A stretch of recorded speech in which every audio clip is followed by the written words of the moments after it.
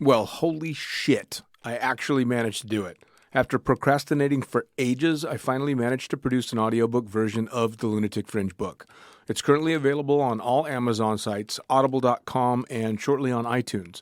And if you're the page-turning type, it's also, of course, still available in Kindle form, paperback, and hardback on Amazon. 10 hours and 10 years worth of Blue Skies Magazine's articles, all available to you right fucking now, including a few author's notes and even an apology or two. Enjoy.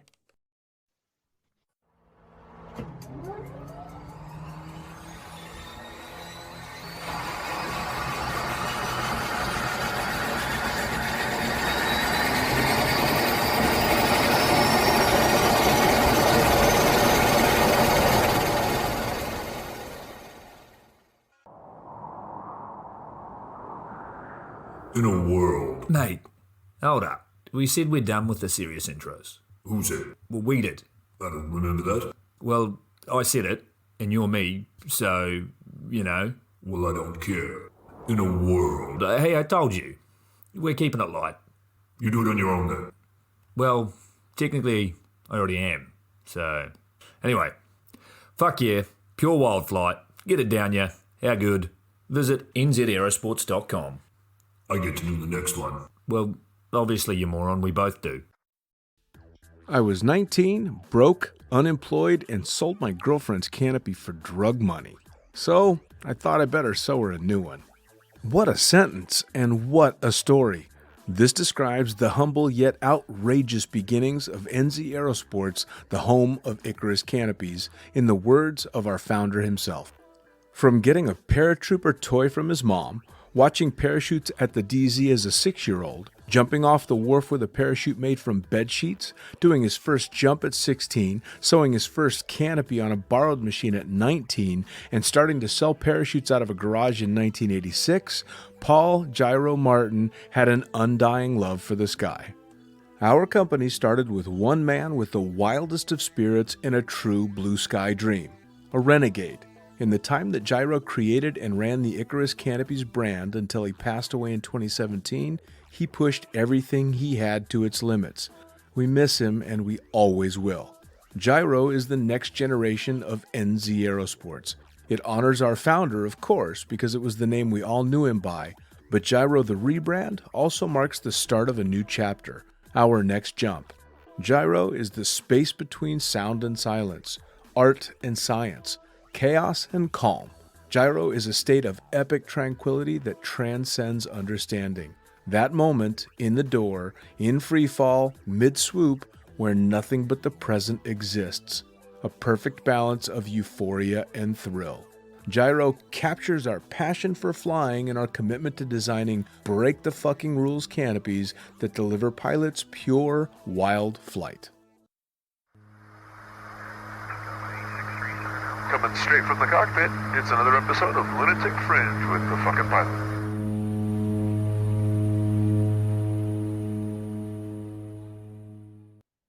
Ready, set, go. Back in the can for another edition of Lunatic Fringe Into the Void, and a long-awaited podcast for me. Straight into it, man. Who the fuck are you and what do you do? I'm Jeff Provenzano. I jump out of planes.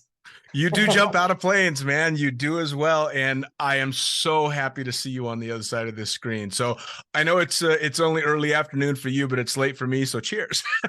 Cheers. Yeah. Great seeing you. So look, a lot of people that are listening know exactly who they are. They follow your escapades and all the amazing stuff that you're putting out and all the stuff that you've done for a long, long time now. But I like to get the backstory. I want to know how it all began and kind of your path to where you are now. So how did you get started in really anything extreme, not just necessarily jumping? Yeah, I think it's always just been in my nature. You know, as a little kid, I drove my parents crazy.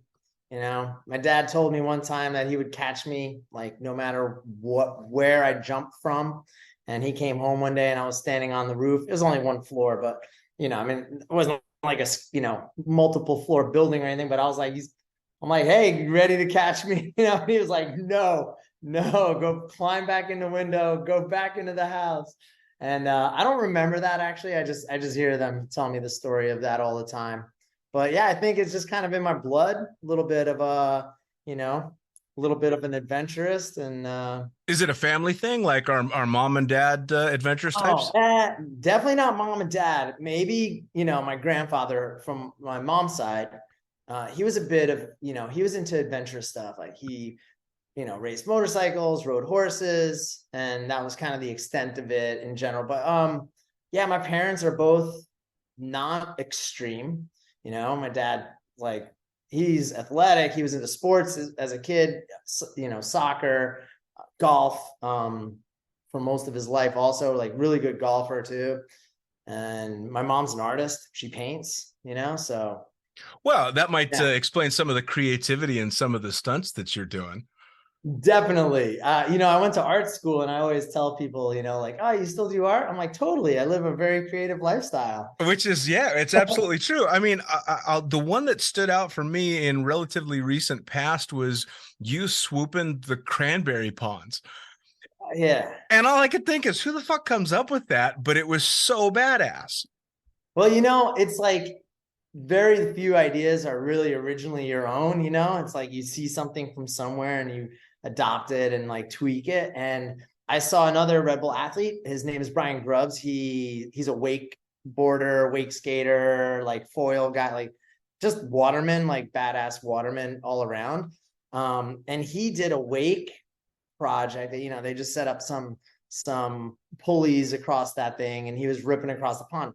This is probably like 10 years ago, and it's just always stuck in my head. And I just was driving one day. I was driving to the wind tunnel, and I just was thinking about it, and I was like, I'm just gonna give Brian a call and just be like, yo, dude, where did you do that? Like, give me the skinny. Who is it? And he was like, oh, dude, Farmer Steve, I'll connect you. He's the man. And literally, like, I was talking to Farmer Steve like an hour later, and he's like, yeah, let's do it. He's like, totally willing to, like, work with you, have you come out and do this. And he schooled me on the whole, the season of it, and when and how and what and all the details. And we basically, we made it happen like later that year. But the idea came from a wakeboard video I saw of Brian just like ripping these things across cranberries. And it's like, man, I want to swoop that one day. It was cool as shit, man. I mean, the shit that you have to learn about in your sport of skydiving, because I want to say I'm in the same sport as you, but it's definitely different levels. I mean, probably like on a skill wise, we're doing very much a similar thing. I do have incredible like opportunities to do things a little bit outside of the box. Sure. And a lot of that is just, it's been from, being with Red Bull for all these years and just kind of tying into just doing projects and these like one-off unique things. Sure. It's kind of turned itself into like a full-time thing. Like, okay, what else, like weird thing, weird place, what else can I do? Where else can I go? Sure. And it's kind of created that. But I feel that, I'm doing the same thing as we're all doing at the drop zone. And a lot of times I just get to do it in very unique places. Sure. Now, speaking of drop zones, where did you get started and how did you get started? Like, where did the idea come to make that first jump? Point Break, 1991. I was like, yes, I was like 12, I don't know, 13, something like that. Saw Point Break, and was just like, whoa, just all things cool about that, and wanted to do it, just a 13-year-old mind.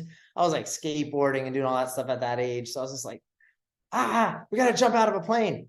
And me and my buddies, like my group of friends, we talked about it over the years. Like throughout high school, we would talk about it. And, this is before internet, before like you saw images of skydiving everywhere. Right. It's like Point Break and maybe a couple movies, maybe once in a while you'd see it on a commercial, on regular like TV, not streaming or anything like that. And I mean, that just planted the seed.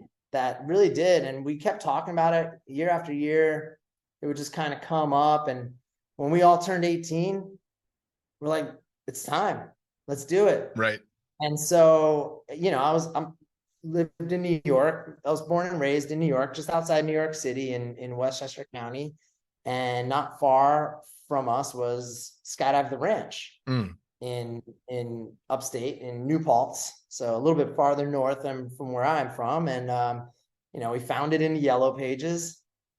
and just kind of went up there. I didn't really think anything more like past that day. At the time, I was like, we're going to do this. Sure. Like, one time, check, like check the box off. Right. Now, So, I got to ask you, I'm a Point Break guy myself. Same thing. It was Point Break and the movie Drop Zone of the two that hooked me. yes. Point Break, the original or the remake? Oh, the original. Thank I you. mean, 100%. The stunts in the remake are pretty cool. It kind of got lost in the whole quality of the movie and the story, though. Yeah. But the stunts were definitely hands down amazing, especially all the aerial stunts that, some of my teammates did. Sure. They were super rad, but yeah, the storyline on the remake was just the character. Right. It was a little cheesy. I was like, you guys. Yeah, they lost the plot, man. That first one had me by the balls, and the only saving grace to the second one is, like you, I knew a few of the crew that were doing some of the jumps. So, I mean, props to the stunts were fucking epic. But yeah, I think they should have taken more of like the Top Gun approach to the sequel. Like Tony Keanu, yeah, he's older. Maybe he's like, the chief now, and there's another young guy coming up, and he's getting pulled. Like maybe go like Top Gun Maverick direction, not like, oh, we're gonna kind of just like redo it and try to like, because they tried plugging in like some cheesy lines from the original one, and I was like, oh no, that just didn't work. Why did you have to like repeat that line? Like, can't repeat that line. Like, sure. I think most skydivers that are like you and me that got hooked by that movie feel exactly the same way. It was just and it was a big population of us, man. I mean, that was like, there was an influx of tandems after that movie came out. Absolutely. Absolutely. Yeah. So you go out and you make your first jump at the ranch. Did you land, and were you like, fuck yes, this is for me? Or was it just, that was cool? No, I was blown away. And my tandem instructor, he was Steve Utah. He was on a backup load. He was like, hey, don't go anywhere. I'll be right back. I gotta do another tandem. I was like, cool. So he pretty much like, ran off from the landing area. And I'm just like, I need a minute. And I went for this walk. Like, I just disappeared. Nobody knew where I went. And like, where was it? And I went for like 20-30 minute walk, because he was back down on the ground already from his next jump. And I came walking in, and I walked straight up to the school, and I was like, I got one question. Like, what's next? And they're like, oh, you're AFF, blah, blah, blah, blah. I'm like, okay, I'm like, how much is that? And they're like, $200 or whatever it was. And okay, I got to deliver, X amount of pizzas. Like, cool, sign me up for 2 weeks. I'll be back in 2 weeks. And I knew at that point, this was something that I was going to do more of. Sure. I still hadn't thought like turned it into what it is now, or even I remember looking at that log book, and it was like that student log book. It has like enough pages for like 100 jumps. And I remember looking at that being like, yeah, I might not even fill this thing up, Sure. But I knew I had to do more jumps at that point. Now, what was the plan for life before that first jump? Yeah, I was in art. I was going to art school in New York City, and it was really just the dream of, getting that job in New York, creating art, and just like living that like romantic, like artist life of New York City, poor, and, just chasing dreams and, whatever. That was definitely more of the lines, and just continuing to pursue skateboarding and snowboarding at that time in my life. I was skating a lot. I had a shop sponsorship. I was getting like free decks. I mean, I can go out, break my skateboard, go to the skate shop, and they slap a new deck on there and sure, have fun, man. So it was like, it was just fun, free stuff that I was getting, shoes and t-shirts and stuff. Well, I mean, I guess the stepping away from the poor artist in New York style to become the poor skydiver traveling the world was a pretty good swap. I was like, yeah, it was even like, well, it was like probably like swapping it out for a poorer lifestyle, because there wasn't a lot of ways to make money on the drop zone. Sure. And I think the first year that I graduated school, fast forward a little bit, I graduated school, I had pursued skydiving as much as I could during those summer times of college. Sure. And then I'm like, cool, I'm going to move to Skydive, Arizona. I graduated. I'm going to move there for like a year, take a year off. I'll come back to New York soon. Don't worry. Get that art job. Don't worry, mom and dad. Like, and yeah, I mean, it takes over, doesn't it? It really does. It did. It just, it did take over. But anyway, back to my original thing was just that I wanted to say, like, that first year I moved there, I packed parachutes. I think I made $19,000. Like, how did I live on that and jump? And I don't know. Right. I have no idea. Number sticks in my head. It might have been a little more. I don't know. But the number $19,000. I remember when I did my taxes, the very first time in my life, I had to do taxes. And I remember that number. And it was like, man, how do you live off of that? Right. Right. So, I mean, that begs the question. The jumps were $10. They were $10 jumps. You got a discount if you're a full-time staff. I had a free living, basically. Like, you park a trailer for free. So, yeah, I was like, there was a lot less expenses too, a lot less overhead. Well, and you're a kid at the time, right? So you can justify 19 grand and living in a trailer on the drop zone a hell of a lot more than you could if you're still doing that in your 30s. Oh yeah, definitely. So yeah. You're packing parachutes. You made $19,000. You're wondering, how the fuck do I survive on this? Where did the transition come into? Where did you go from that to this? I mean, where did you shift gears and it kind of became its own thing? I think it just slowly evolved. It was just kind of like this slow process, because at that time it didn't feel like anything it was moving fast enough. I had the dreams and, wanted to jump more. The dream was just to jump more, right? You hear the plane going up and down all day long. And my dream was just like, I want to be in that. I need to be in that. I didn't care about the competitions or or like all these things that are going on. I just needed to be in that plane. Sure. So that was the main goal. But the whole transition from that to this, I mean, it was like this long process, a lot of steps in between. Like I said, it just felt like it was never changing at some points. It just felt some ways like I was in that trailer forever, Sure. And, but the cliff notes was like, pack more, jump, tandem videos, coaching. And then, like, kind of mixed in there too, it was like starting to like dabble with free fly competitions and that sort of thing. But free fly competitions being on a free fly team, we all know on a team is tough. Scheduling, logistics of being on a team is tough. And you just need more support, right? You need a lot more support. You need to train. You need a jump totally dedicated with your team to go train that thing. And right around that time, I was playing with that, but it wasn't, I wasn't winning anything. I didn't have the support, we weren't on the teams and all that. But right around that same time, I was doing tandem videos and coaching. So I was like being paid and being paid to be in the air. And what do you do every time when you jump? You land. So you're like, oh, I'm practicing swooping. And I'm like excelling in that, really, because I was always looking, like most tandem video guys to this day, they love that swoop. They love their landing, because that moment is theirs. They do this jump, they film, they don't check. Now they're just doing their thing, And so right around that time, swoop competitions started to evolve, like the modern day, like swoop competition. Sure. And I was like, oh, I can do that. Like, I'm training all the time for that. So that was the transition from like, kind of like the pack and map, so to say, to like athlete type stuff.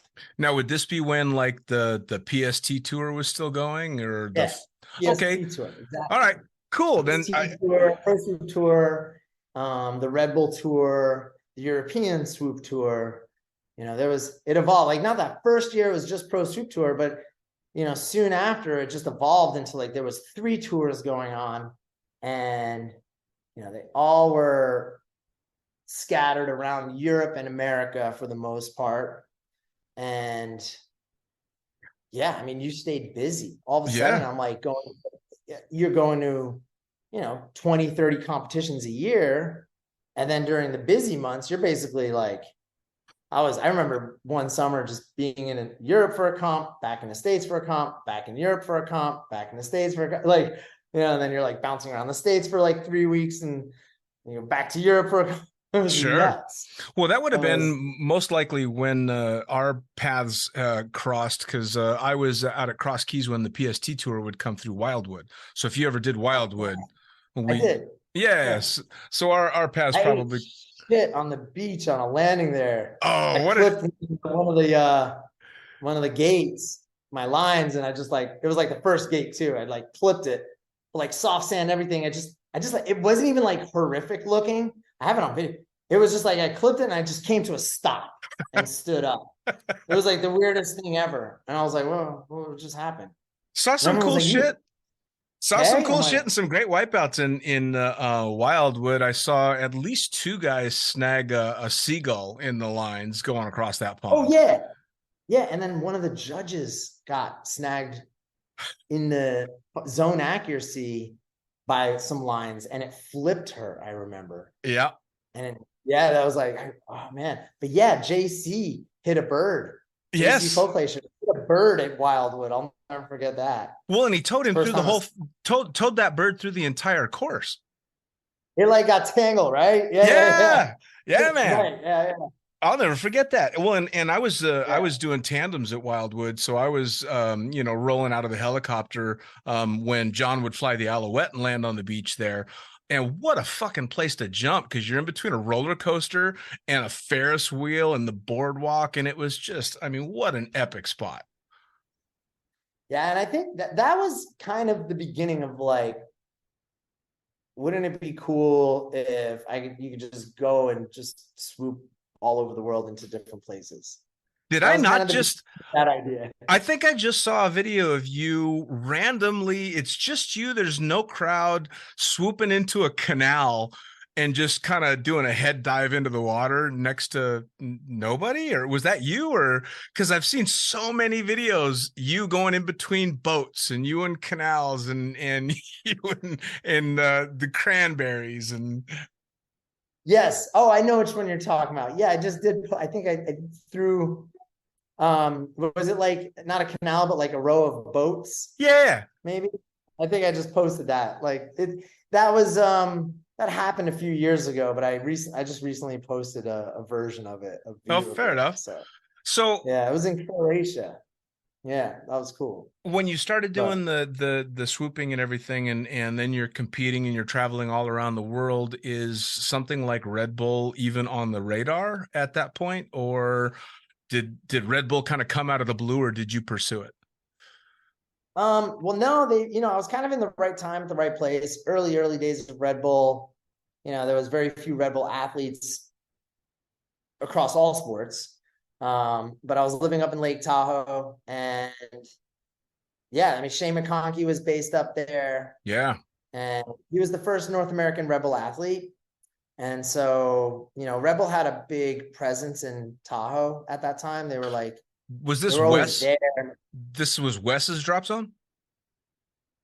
No, so it was before that. It was before Wes had a drop zone in Tahoe. It was in North Lake Tahoe. It was north of Truckee. Oh, It was just yeah. called but it was Charles Bryan and Mike Vale. That's right. A couple of the OG godfathers of the sport of like Hell yeah. modern skydiving. And they had this sick little drop zone. We didn't even have a creeper on it. There was no RW there. It was free fly only. The only belly jumps you did was AFF, and then like your first jump was like would take you out head down. Like your graduation jump. Awesome. If you're a good student, you'd probably take you out head down on your level 8 or whatever it was. If you were like one of those really like this guy's blazing through AFF, he did 2 levels in one jump. It's like, oh yeah, we're gonna take you head down on the last jump. So yeah, it was a cool free fly only drop zone up there in Tahoe. And yeah, RedBull was just around. And then, there was a guy, Frank Gambale. He was a base jumper. Yeah, I met Frank. He was jumping with RedBull parachutes. And it just he brought in Mike and Charles and Mike started to like jump into like RedBull parties in Tahoe with RedBull parachutes. And not a real structured program at that time by any means. It was very, bandit style. I don't even know if those guys were getting permissions to do any of that stuff at that time. It was like, can you jump in this party? Yeah, jump in. And then they slowly brought in like John DeVore, and then, it kind of grew. It started to become more of a team. And this is like maybe 2000-ish, 2001, 2. And I saw it on the radar and I saw it was a thing to do. And I didn't really think of anything of the time. And even when I first got off, so I was in with the whole family of Red Bull at that time. And at some point, I want to say like 05-ish, 06, maybe 05, 06, they asked me, they're like, hey, you want to be part of Red Bull? And that was the peak of swoop comps days. Right. It was more comps than you can count on your hands and toes and whatever.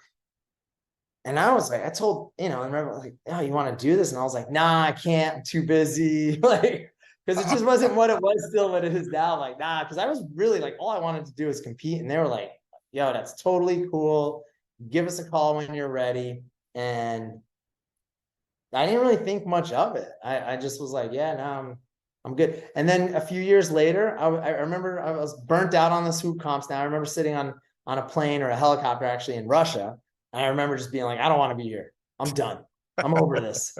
Like, I do not want to be in this like emotional roller coaster of winning and losing. And I'm only happy if I win now. And like half the time you can't win every time. So you're not going to be happy all like, I was like, I'm over this. Like, went home, called Red Bull. I'm like, hey, is that offer still up? Can I do it? Like, let's do this. And they're like, yeah, well, we're in the middle of the year, but yeah, we'll start, we'll get you on and start using you and we'll get you on next year.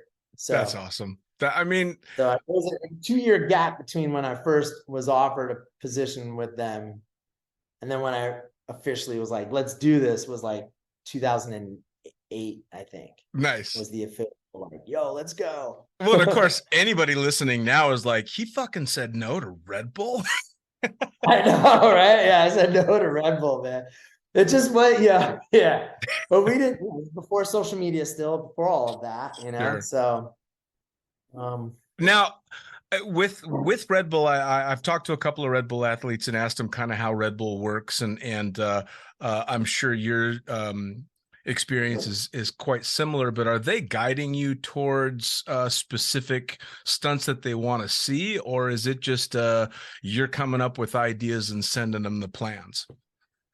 When it comes to stunts, we're the ones coming up with the ideas of the stunts. The things that they will come at us and be like, can you jump into this event? Can you land here? Can you do something at this? What can we do into this event? And they'll come up to us sometimes from that kind of angle. Sure. But usually when it's something very like stunt oriented or, just athlete project based. I mean, that the athlete projects come from the athletes. Sure. Well, I just saw one that was, and we're the experts. They're not, of course, they're, and they'd say that they're like, you guys are the experts. We're not, well, like, I love that they mix so many of the sports too, because like one of the ones that you recently posted was the helicopter going inverted, hucking a base jumper off to a swooper with a plane carving around it, all filmed, I'm assuming, with whatchamacallit, a drone. a drone. And it was so obviously well scripted and planned out and fucking epic. I mean, you're just all over the place going, holy shit, where is this going next? That it drew you in to want to watch it from start to finish, because you're like, I have no idea what happens next. Yeah. No, that was super fun. That was a super fun project to work on. I fly drones. I have like little, FPV setups, and I got into FPV flying, and I just, so I was always watching the videos. I'm like, geeking out online, seeing all these like really good FPV guys. And I hadn't really met anybody in that community up until that point, when started to meet some really good drone pilots. And like right around that time too, the one shot idea was kind of like a thing. right? These like long, elaborate, 1 minute. And it was when you were capped at 1 minute still on Instagram or whatever, like that was your time limit of a video of a post. Sure. So you're like, okay. So I had that idea, like, well, we need to do something that's just kind of like bang, bang, bang, all these like, one thing after another after another. And yeah, that was, the idea came pretty easy. The hardest part was actually convincing Aaron, the helicopter pilot, like, no, man, we're just gonna have a drone like flying around your rotors and it's gonna be cool. Don't worry. He's not gonna like, I mean, if it hits the rotors, like, yeah, you're probably, that's not a good day, but like, don't worry. I'm sure it'll be fine. And he wasn't too into that, so we found ways, eventually we figured out a way, we got all together. We had like everybody involved in that really like coming together and then working out all the details of like how we can create a sequence. And it started with like, okay, it'll start with the helicopter because like the drone can easily track him, find him, and then just trail him from a very safe distance. So that was like, okay, Aaron felt a little warm and fuzzy. He's like, all right, cool. Yeah, all right, we'll do that one. So it starts with the roll, Luke popping off the skids during the barrel roll. And then Aaron's gone. And then he's like, he's safe. No drone crashed into his rotors, and and that was the hardest part, was convincing Sure. the helicopter that Well, I know drone you've ride is done cool. you've done a lot of stuff that involve drones shadowing you. Does it make you nervous having a drone zipping around you? Because I mean, you're moving. No, yeah, I mean, it is a good question, and it's super, you should be. But just like you put trust in your teammates, if you're following your teammate and you're not really focusing like where you are, you're just like focusing on the tail of his wing or his wings, whatever, so you're putting a lot of trust into someone to like, we're going to land right where we need to land, or we're going to, fly wingsuits and open right where we need to open because we're over downtown, wherever, you put that trust into the person who's doing that job. And that's just part of the, having a good team. And that's why that one shot worked, was like, just the all-star roster of people, including the drone pilot, which I had been flying with. We had done some stuff in California. He's, learning me, learning landings and just learning how to follow and not just follow, how to find you in the sky was like the first thing. It's like, never found a parachute. So just like figuring out safe ways to get to me without like all the other, crashing into anyone else or any of that stuff. Just like working out a lot of the details with him, and then doing more in Arizona with him. And, through that process, learning all the rules of drones and, waivers and, all that stuff, like the legalities of it, which, it's just paperwork, just like setting up a demo, but you just got to apply for permits and things like that. And, kind of like learning that stuff in the process. And then just while we were flying and practicing together, I was building confidence in that drone pilot. Sure. So I've worked with three guys, but two of them, they kind of work in tandem. So they're like a team. And then another dude that I work with. So yeah, this guy, Sammy FPV, I got Nico FPV, and then Ewan, who is kind of like a partner with Sammy. So really just two separate guys, but I've got a lot of confidence in them, and they're really good and they're amazing. And like, yeah, can something happen? Of course, there's always a risk, right, of something. And definitely I've thought about it. I've even thought about it mid-turn. Like, don't think about that right now. Like the thought pops in your head and you're like, like, yeah, nothing you can do about that at this point, but yeah, I don't want one of those things going through my canopy or my lines at 300 feet. No, right? no. Just roll out of your turn or something, like, no, bad timing. So, well, the stuff that you guys are able to get, the incredible footage that's getting out there and the visuals that people are seeing non-jumpers, people that aren't in the sport, that are for the first time seeing the sport kind of through our eyes because of the drones, are just giving this incredible footage that's going out to the masses. And I'm wondering, is it images like that and some of the stunts and events that you guys are doing, is that giving you access to more and more? Because I mean, I see you doing a lot of urban stuff as well that not that long ago you just didn't see, because people get the fuck away from our buildings. This shit doesn't happen here, so it's got to be giving you better access. No, I wouldn't say so, actually. No, that was just Panama. I mean, we were just recently in Panama, and just different rules in South America, Central America. Sorry, but also, just like you go south of the border, and it's just different rules. I wouldn't say it's given us more access. I mean, we've been doing things through buildings and doing demos into downtowns, and going tight lines through things like that for a long time. I think the images that are coming out are much different now, but I don't think it's given us more access. If anything, it's kind of, you got to be more careful, because you're always just this close to just getting in trouble. Because everything's being filmed.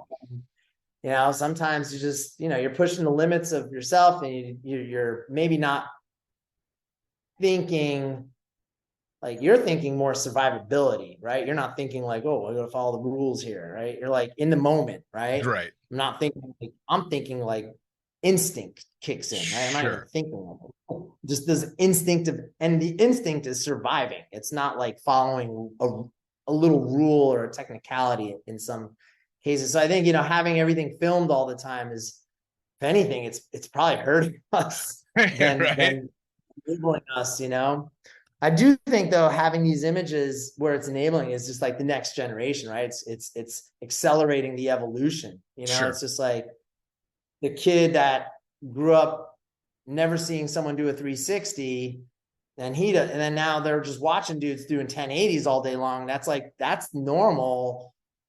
They're gonna start doing like the 1400s. Normal. It's just that evolution of being used to, and just having that in your mind, like, this is possible. Versus it's a bit of a double-edged sword, though, right? Because it's showing a lot of guys and girls that might not be ready for that next step. It's getting them to try and maybe push their limits a little too hard to get the cool video. Yeah, but I think it's always been that. That's always been the case relative to that. There's always been some dude on the DZ that's like doing something, and like the newbie is like, that, like, I'm gonna do that. And then, so I think it's kind of, it's all relative. And it's been going on since I was a student. And it always will. Now, I see the wedding ring. You're a family man. How does... That was my right hand, actually. Oh, is it? This is an Aura ring. Oh, I thought it was a wedding ring.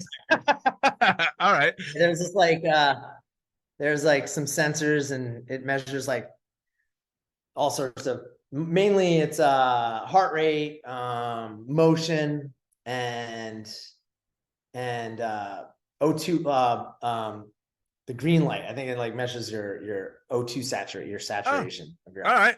Fair enough. Whatever.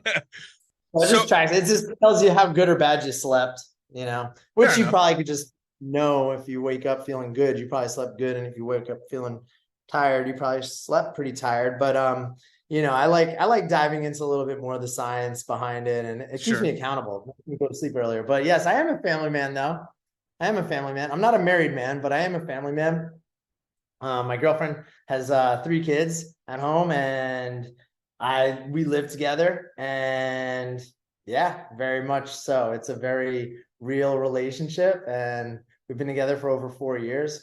We hung out in COVID, and COVID created our relationship. COVID had the ultimate test. It was like, she's living in New York. I was in Arizona at the time, and she's like, so you're going to quarantine in Arizona, or are you going to get your butt over here and quarantine with me in New York? And I was like, see you in 3 days. Well, 3 days because it was still zombie. I was not getting on an airplane, so I had to drive to New York, you know? Nice. So I was like, yeah, I'll see you in 3 days. I packed the car, drove, threw my dog in the back.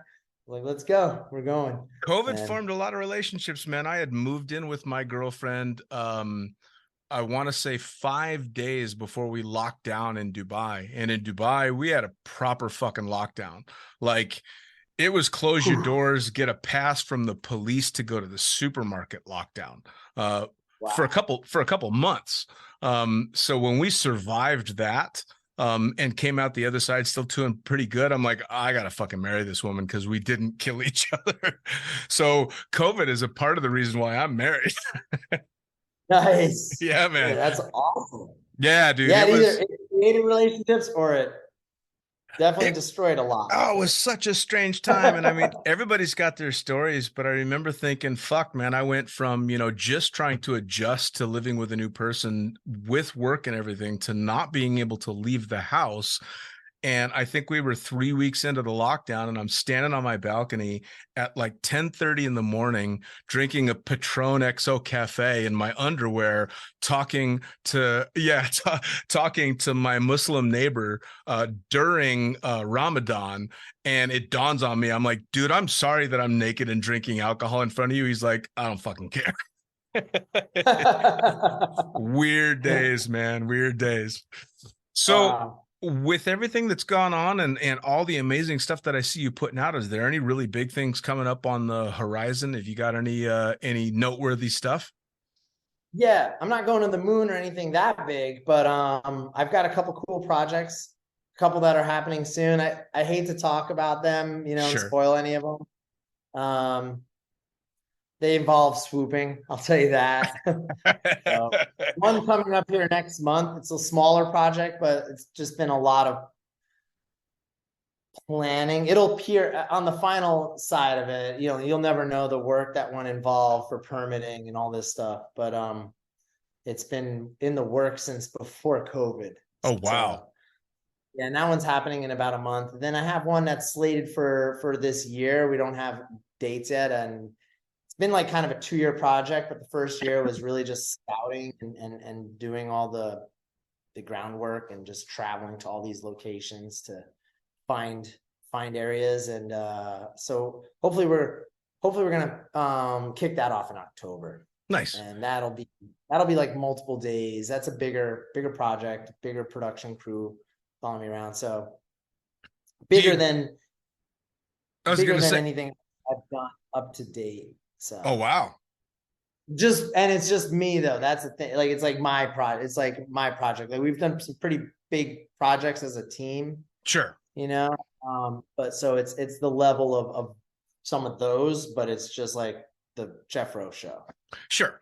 Do you get that the hard come down after a big project? Because I mean, so much time goes into some of these projects. Do you find when it's done, you're sitting around just kind of, oh, it's over?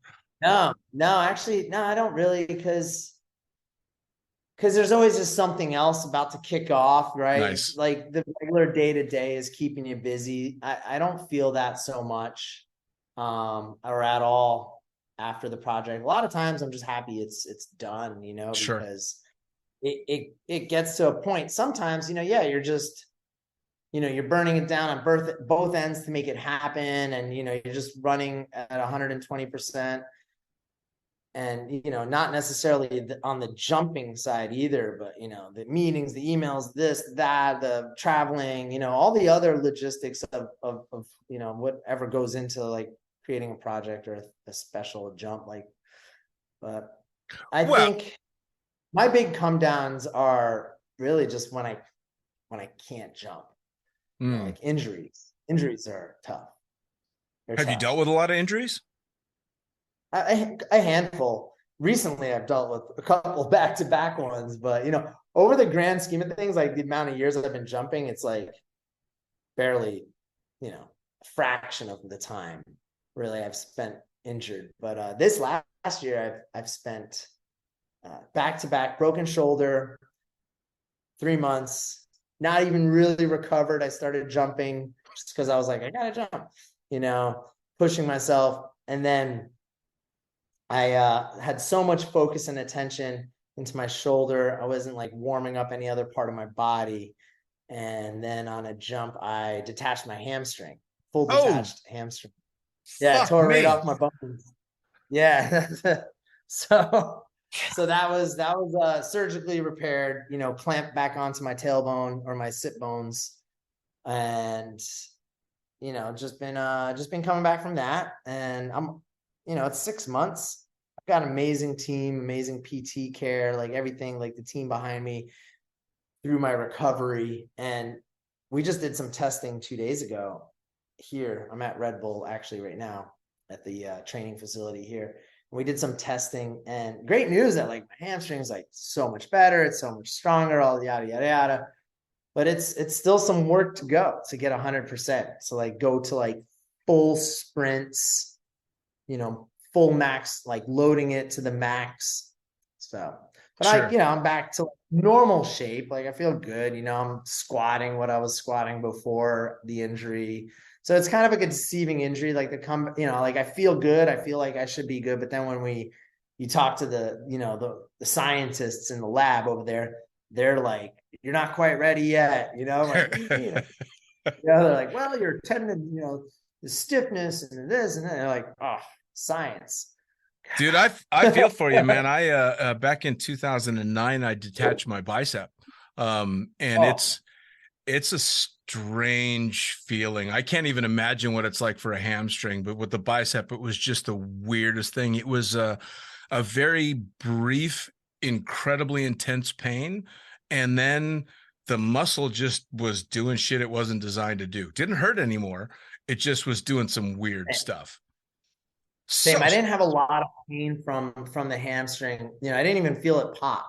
oof, Yeah, I didn't feel any of that, and it was just like my leg just wouldn't work, and it was just like weird, and I was like, it felt sore, but it wasn't like pain. It wasn't like sharp. It wasn't anything like that. The recovery of it sucked though. Getting it sure. reattached and being bed, just having to be laying flat for 3 or 4 weeks was Yeah, yeah. your leg, it's like everything. It's like, you can't walk, right? You're just like, I can't bend my hip at all. Like I can't raise my knee at all. Like you have to stay straight and lay flat, right? Sure. That was, it's like, that was tough. That was Yeah, tough. I can imagine. Now, so you said you're at the RedBull facility. So Yeah, what they really take care of their athletes.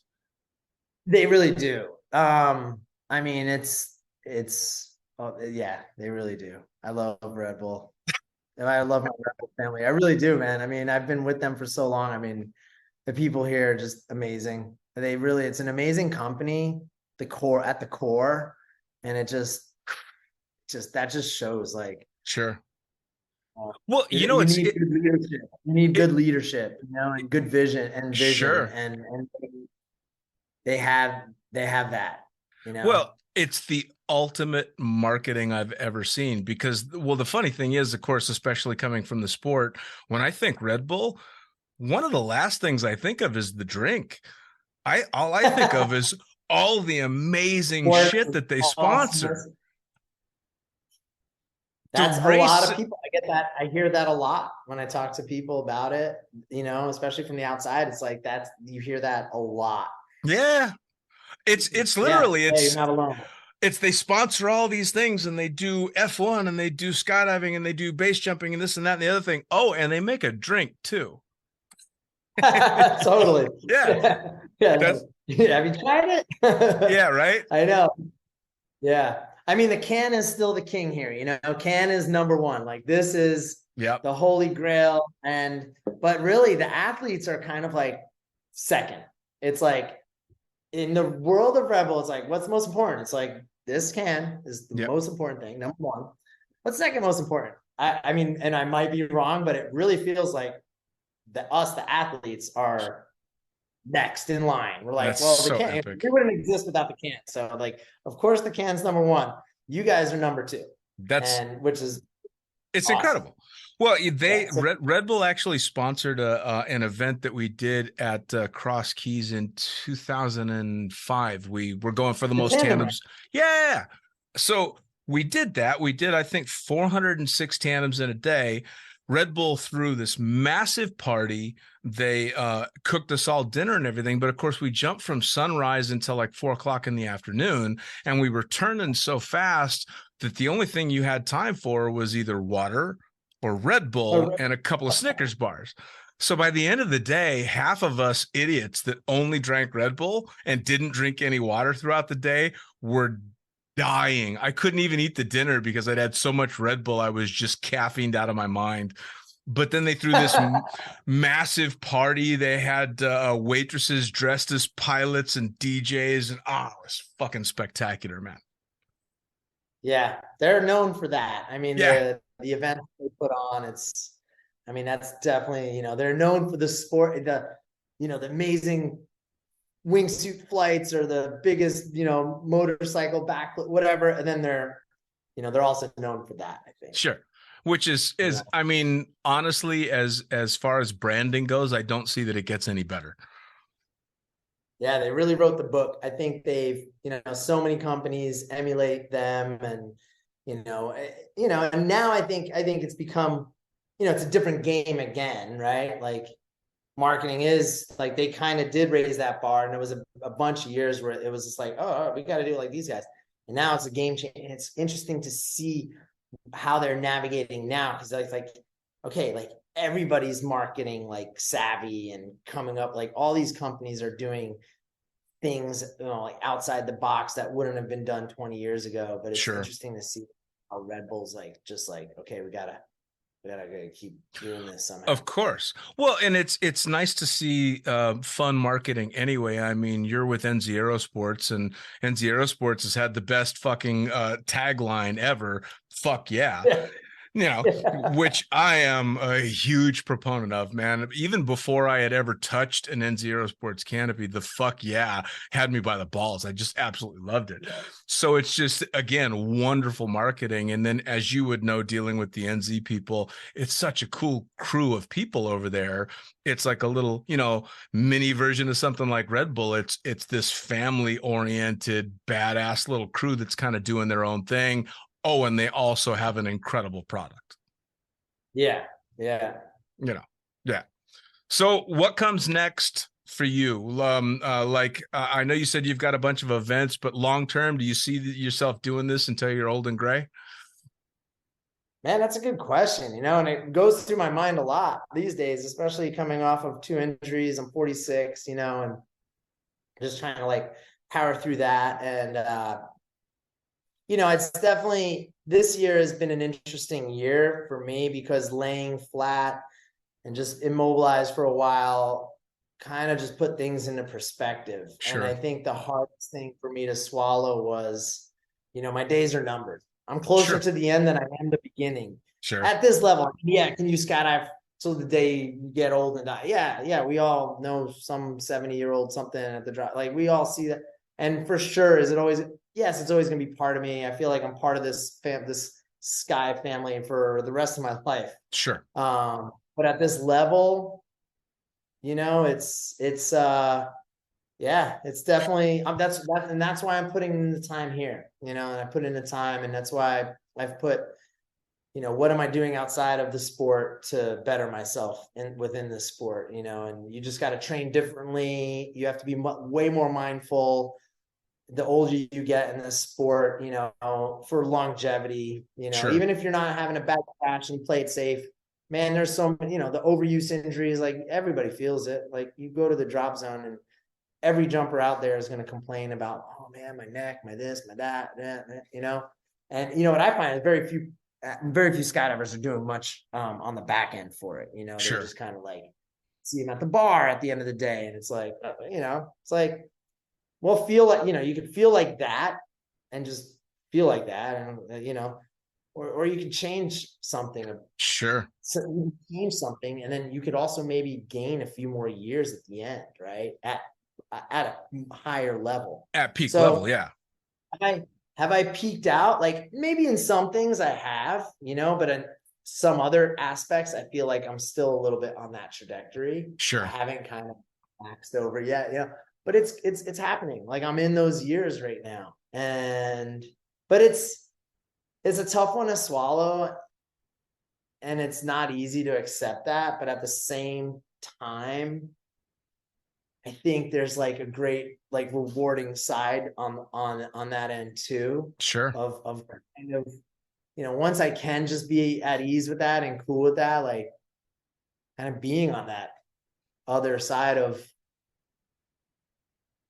like shit, like look at this amazing career I had, Right. and still being involved in it, but in a different way, and kind of going into more of that, like, oh, like I don't want to say the word legend status, you know, but like, you know, you're like, well, legends, It is. like legends to me are like, yeah, like people who are like dead are legends, right? You know, like Right. you say a living legend, right? It's like we have to differ, like a living legend from a legend, right? So, Sure. but like being into that next category, like that's kind of cool and exciting too, you know, of Well, it's yeah, making just seeing I don't it's know. it's leaving your mark and knowing that you had a positive effect on the sport that we fucking love. Yeah, That's what it is, really. You know, I that's mean, really what it is. Leaving a mark. Like everybody wants to not, you know, you don't want to be forgotten. You sure. know, you want something to like live on from you. So yeah, hopefully, you know, you just made a big enough impact that, you know, the Well, sport and will remember. I mean, it's a good tip to the young guys that are coming up to take extra special care of yourself. The young guys and gals coming up that are, you know, really take exceptional care of yourself outside of jumping. I've told the story quite a few times on the podcast of walking across the packing mat at Skydive Arizona and seeing Sean McCormick leading a group of up jumpers doing yoga and thinking, oh, what the fuck are they doing? And now all these years later, all I can think is, I wish I'd have put my ass on that mat and done yoga with Sean McCormick. You know? Yeah. Yeah, you know, but you got to understand, right? We were there. We you got to understand the evolution of the culture, right? Of Sure. the sport too. And yeah, no, I mean, in the beginning, it wasn't that. Like it was jump and then drink. You Yep. know, it was like Yep. beer lights on, you know, and you know, beer light still goes on, and there's nothing wrong with that. But Well, you we were know, kind of the crash test dummy generation, you know, for modern skydiving, and we definitely did our jobs. yeah, yeah. I remember first times that like guys were, especially Red Bull, kind of referred to us as athletes, you know, and like inside the you know, inside the our team or in the community, it would just be like, you know, almost like chuckling at it, like, oh, you're an athlete, dude. Like, you know, like Right. it was like you didn't consider yourself an athlete, even as a competitor in the sport, you know. There was like this like little weird disconnect of like Sure. we're not really at, you know, it's like, oh, this is just kind of for fun, you know, like we're just having a good time, Right. you know. It isn't like taken to this, even if you were competing and all that stuff, it just Sure. didn't feel that way. Well, I mean, Now the it's more events formal. and the culture that surrounded it were such a party atmosphere, and it was so damn much fun. It's tough to think of yourself as an athlete when you know at the end of the day it's going to end up with God knows how many drinks and partying all night long and all that stuff. So I can understand the disconnect for sure. Yeah, yeah. Yeah, I think that's changing. I think the culture has changed a lot in this Sure. sport, and we're, you know, there's still parties at drop zones and all that stuff, but it feels different somehow to me now, like the It whole feels more sport. responsible to me. Yeah, it does, and you know, even you know, the level of knowledge is kind of stepped. I remember like nobody could teach us how to land a parachute. So we got to fly. I was like, you know, just flare. Yeah. You know, and we were figuring out the rear risers and, you know, figuring out all that stuff. No one was teaching that to us. It was like kind of like we were in that right age and point in the sport. We were like kind of evolving with the sport, Sure. kind of riding the edge of that wave of evolution. Sure. Technology was changing, the techniques were kind of evolving, and it was, you know, when you were at that forefront of it, of like figuring out how to free fly or use the rear risers as a landing to, I was like, land with those things, like, oh, I remember the day where it was like, I'm going to start playing with the rear risers. Don't really know what I'm doing here. Sure.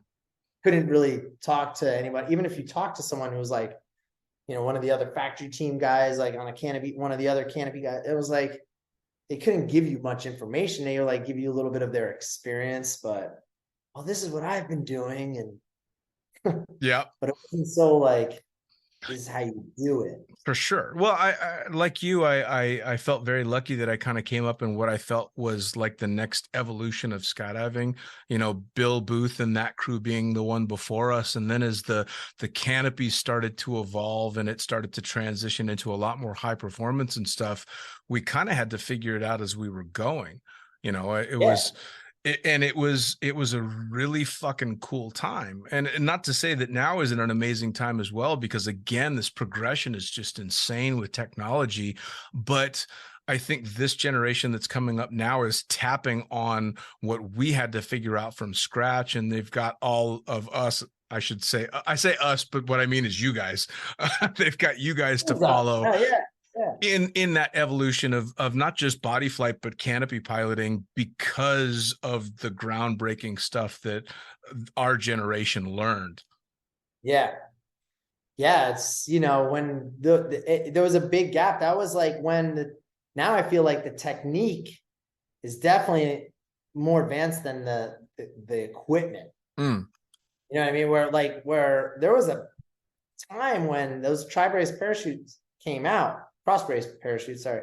And the FX came out, where people were flying them like toggle monkey stiletto pilots. Like, they weren't flying them like the way that, like, there wasn't the skill and the knowledge of how to fly them yet. So we had these wings that were way more advanced than the actual technique at that point. Sure. And then that kind of caught up. And now I feel like, okay, the level, like, I think it's a little bit more tipped the other way now, even. I'd agree with you. I mean, I watch videos from, 4, 5, 6 years ago, maybe a little longer, when the cross brace stuff really started to take off. And I watched the flying from then and the flying now, and the pilots that are truly on top of their game appear to me to be ready for the next evolution. Yeah. They are. They're the techniques they're milking everything they can out of these wings. Everything. Where in the beginning it was like, weren't even close yet. They weren't even close when those wings first came out. It was like, yeah, we're not even close to doing what, swooping as efficiently, effectively as we could, Oh, the long swoops that I'm seeing now, I'm watching these canopies that are literally fading off into the distance, out of camera and barely in focus anymore. And they're just going and going and going. And it blows me away, because of course, just like you, I was around when the stiletto was the greatest canopy that had ever been made, and everybody was, toggle whipping the shit out of them. And from that to this in a relatively short period of time is incredible. Yeah. It really is. Yeah, no, it is. So as we wrap things up, I generally ask people to give a bit of advice, especially for newer jumpers coming up. As a guy that's been with Red Bull for a long, long time and been at the top of your particular game for a long, long time, what advice do you have to somebody that's just getting started out and wants to be you in 5 or 10 years? What do they need to be focusing on? Wear earplugs. Yes. Save your hearing.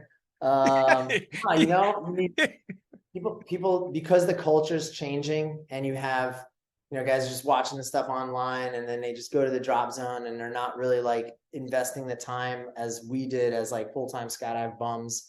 I think the people who excel are the people who have mentors, the ones that are putting in that extra time into it, and anybody like, yeah, we got, the weekend warrior, it's hard. You got your job, you got your life, you got your family, you got maybe 1 or 2 days a week to get out to the drop zone. But, you really need to, it doesn't just happen in the plane and on the packing mat and in the air. Like, it really does happen off the drop zone, you know, continuing to spend time with, you know, other jumpers. And, you know, that's really where all the real learning, I think, takes place.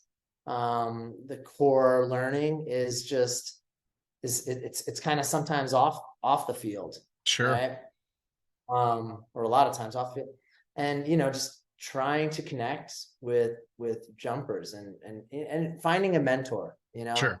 I was very like, I moved to the drop zone, like I said, moved to Skydive Arizona right out of school, like surrounded by world champions that, like, you know, airspeed and Arizona free flight, the free flight team out there at the time, Omar and Tim and Curtis. And I mean, they were like, you know, warm, welcome, you know, and I had world champions looking out after me. I had, like, you know, a couple hundred jumps, you know, and then if I wasn't jumping, I'd be watching them landing and, you know, sitting there and just watching and, you know, spending all that extra time there. And then, you know, going out and traveling, whatever, going to Phoenix with someone, you know, and just being together and learning, you know, more just, you know, just about everything, you know, Sure. just trying to absorb all. You can't just, you know, show up, you know, get your 5-minute brief and then, you know, be okay, cool. Yeah. You're never going to get, you might get the skills, you know, you might acquire good skills and shred and be like this amazing tunnel flyer and all that. But in skydiving, you know, it's not just about the skill. It's so much more about like the knowledge and just, the experience, like building experience. And experience goes way farther in this sport, I think, than skill. You know, skill will get you into trouble because without the experience, you're going to put yourself in bad situations, and skill ain't always going to get you out, but experience will. Absolutely. Skill will give you like a false perception sometimes of like, okay, I'm really good, you know, but yeah, you've got to have that experience to draw on. I mean, if you don't have that, again, like you just said, you're going to end up putting yourself in the corner. Yeah. So that wasn't like a real simple short answer to your like question. I would say, like, you know, find a mentor. Find a mentor. And use earplugs, man. That's a sincere laugh as I sit here with headphones on and tinnitus fucking ringing in my ears. There's a cure for it now, though. I just read about it. Yeah. Please tell me and anybody else listening what was it? It's something really bizarre too. It's like, eat this. Oh, like, dude. Herb or something. I forget what it is, but I just read about it, that there's like this breakthrough in some cure for it.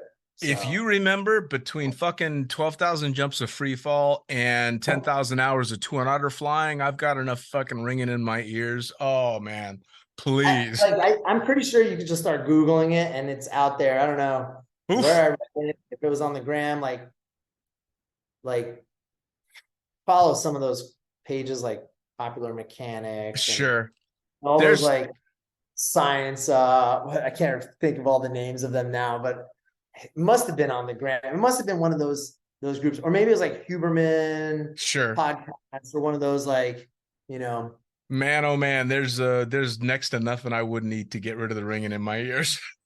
Yeah, there's something crazy though. I just read about it and I was like, oh wow, that's crazy. There's a cure for that. All right, I'm gonna have to check that out. Now, as we wrap up, I want you to give everybody all the ways to follow you and to follow Red Bull. Give me all the social details and everything. Yeah, so me, mainly Instagram, just Jeff Provenzano. Red Bull Air Force on Instagram, also obviously Red Bull, the big channel, the mother channel of it all, on any platform, TV, Red Bull TV, Red Bull everything, you know, Instagram, TikTok, you name it. But that's it. Yeah. Nice. Jeff, I cannot thank you enough. I've been waiting for this forever, and it was exactly what I was hoping, man. It's been fantastic talking to you. I'm glad we finally got to catch up. Sorry it took this long. No, man. Like I said, I knew I'd enjoy talking and chatting. I always do. Like I said pre-podcast, man, when it comes to skydivers, time is irrelevant, and I know that. Right on. Take care, brother. Thank you. See ya. Well, there you have it. Another episode of the Lunatic Fringe podcast brought to you as always by, well, wait, not as always, actually. Brought to you now by Gyro. Formerly known as NZ Aerosports, you'll head to gyro.com for their next level line of canopies.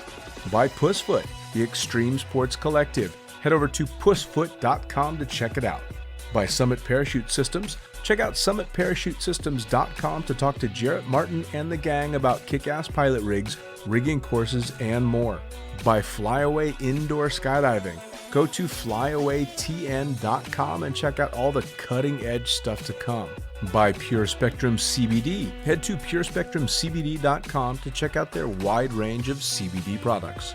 And as for us, head to the lunaticfringepodcast.com to listen to any of the hundreds of episodes currently available, hit the link for our YouTube channel, pick up your copy of the Lunatic Fringe book or The Accidental Stripper, and get a sneak peek at upcoming guests. Once again, thanks for listening, and we'll see you next time.